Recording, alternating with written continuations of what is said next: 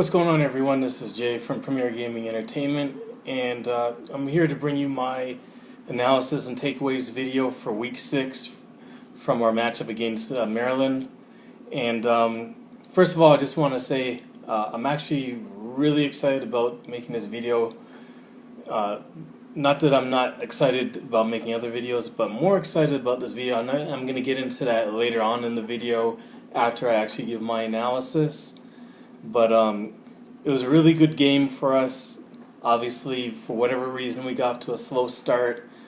Something that I don't know what the remedy is for that. We just, for whatever reason, we just can't get it started right off the bat. Maybe like one or two games that we've done that, and other than that, we've really started out slow, especially in the first quarter.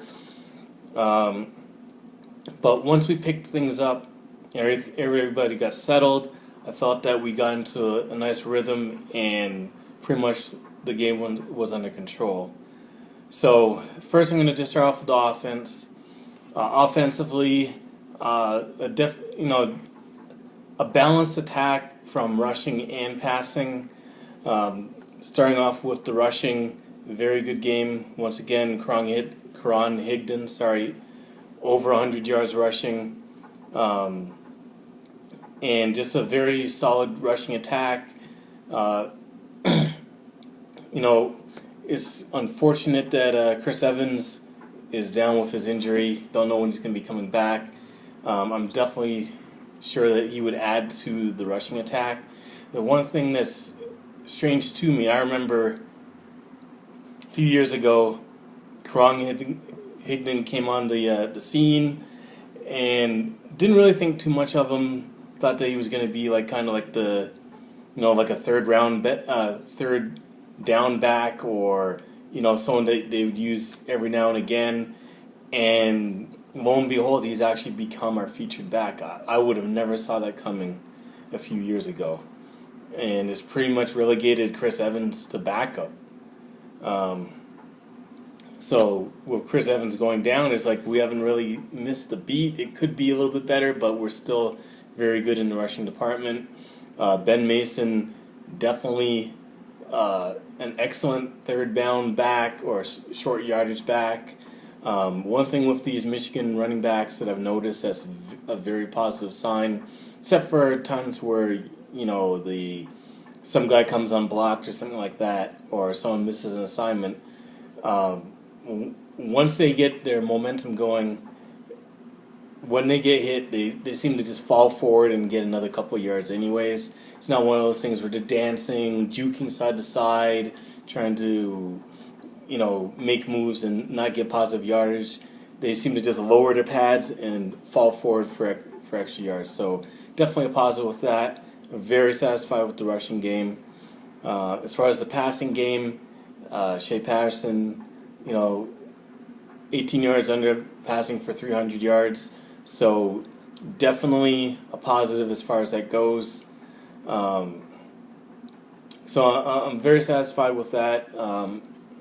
One thing that I guess I would be nitpicking as far as this goes, but still I think there's an issue as far as the wide receivers go, and just the wide receivers making plays. I know Donovan Peoples-Jones got a touchdown making a nice play, but overall we're not seeing wide receivers getting 10 catches for 100 yards or 6 catches for 120 yards or anything like that. It's like one catch for 50 yards, 1 catch for 30 yards, 2 catches or 3 catches for 40 yards. That to me, that's still a glaring issue that doesn't seem to be resolved. So I don't know how they're going to fix that. I know that sounds nitpicking if you almost pass for 300 yards, but it seems like this is more of an offense that's geared towards the tight ends. You saw Zach Gentry going over 100 yards again. So I guess I'm just going to, be happy with the result. Special teams, we gave up that one kickoff return for a touchdown. I don't understand how that worked as far as you kick the ball to basically angle it into the corner, but then don't have the coverage on that side of the field. I didn't understand that. It was a weird situation where they weren't covering where they kicked the ball, and there was only a select few amount of players on that side of the field, and it made it for pretty much an easy return. So they definitely have to work on that. But other than that, it was a pretty clean game. Field goal kicking wasn't an issue, no extra points missed or anything like that. So overall, I thought that except for the kickoff, we had we'll say an okay game as far as special teams go. Now, defensively, excellent game. I did watch the game via stream because I wasn't home. I was at work. But from what I saw defensively, I did miss the last 5 minutes of the game because I had to leave. And then they scored another touchdown after I left. So when I left, it was it's 42-14, and the defense had only given up the one defensive touchdown.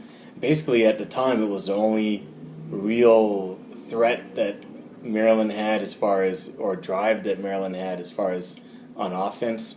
For the most part, they couldn't do anything. This was a team that was rushing the football, I think top 10 in all of college football, and they were going nowhere as far as it goes. So I thought defensively Michigan played an excellent game on defense. I'm not sure what happened on that last drive by Maryland to score that touchdown to give them 21 points. I'll watch the replay afterwards and see what happened there. But as far as what I watched, I felt that we played an excellent game on defense. That's with missing Rashawn Gary and with Dwumfour going down with an injury. Hopefully he's all right, but it looks like he's something. They were saying Achilles maybe on the broadcast. I hope it's not, because obviously that's going to be, a season-ending injury. But overall, I felt that we played very well, except for the slow start. Maximum effort as far as that goes. And the one thing that I was worried about more than anything else was the fact that we'd be looking ahead to obviously a big matchup against Wisconsin.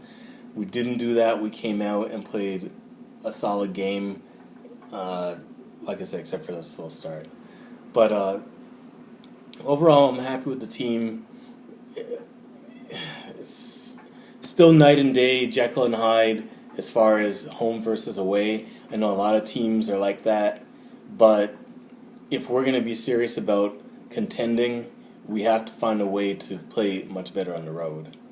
So I don't have any issues or any worries about them playing at home. I think that they're going to take care of business at home.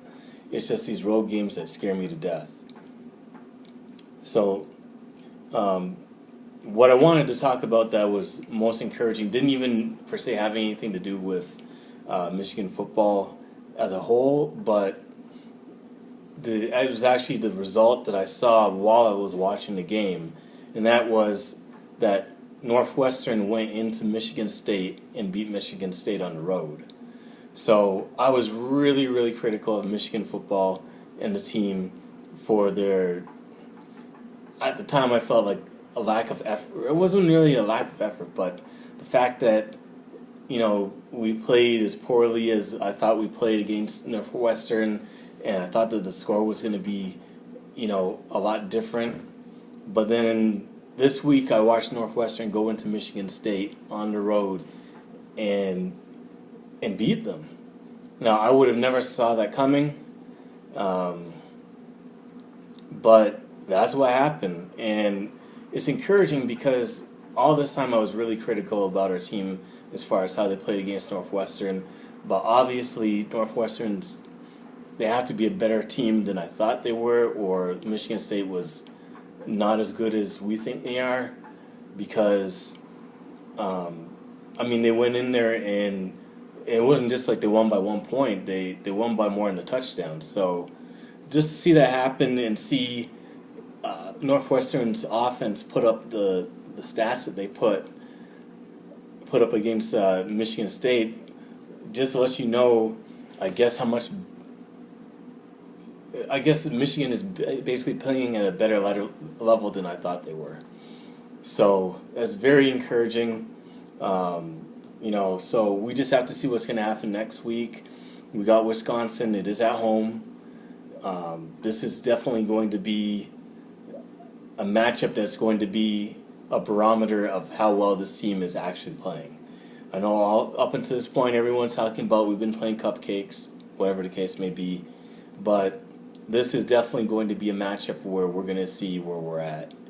And by the way, Maryland, people are saying that we're playing a cupcake season, but Maryland is the team that beat Texas, which is the Texas team that just beat Oklahoma. So Maryland is not as bad as people would make them out to be. They're actually a pretty decent team. If you could beat Texas, and Texas is a team that just beat Oklahoma, who everyone is raving as being like one of the best programs in all the nation. So that just shows how well that we're actually playing. I've always been under the impression that we've been playing pretty much underwhelming for the season, but maybe it's not. Maybe we're playing better than I think we are. So that's it for the video. Thank you for watching. If you like the video, definitely feel free to leave a like on the video if you like the video. If you like my content, definitely let me know how you feel in the comment section below. Any feedback, whether it be negative or positive, is great. I try to take every comment that's posted on my videos into consideration when I make my videos. I may not necessarily do exactly what someone says, but I always take it into consideration. If it's something that I feel I can use to improve my videos, I'll definitely do it. If it's something I can't do, then, like I said, I'll just store it away. I'll take it into consideration, and when I have the means to do it, I'll definitely do it. But anyways, let me know how you feel in the comment section below about the team, whether or not you feel that they're playing as well as it would seem they are. Let me know how you feel if they are still not playing up to your expectations. Let me know if you feel concerned about this upcoming game against Wisconsin. Just let me know in the comment section below. And if you like my video, definitely subscribe to the channel. We've actually got a few more people that have joined my channel. So welcome to everyone who's new to the channel.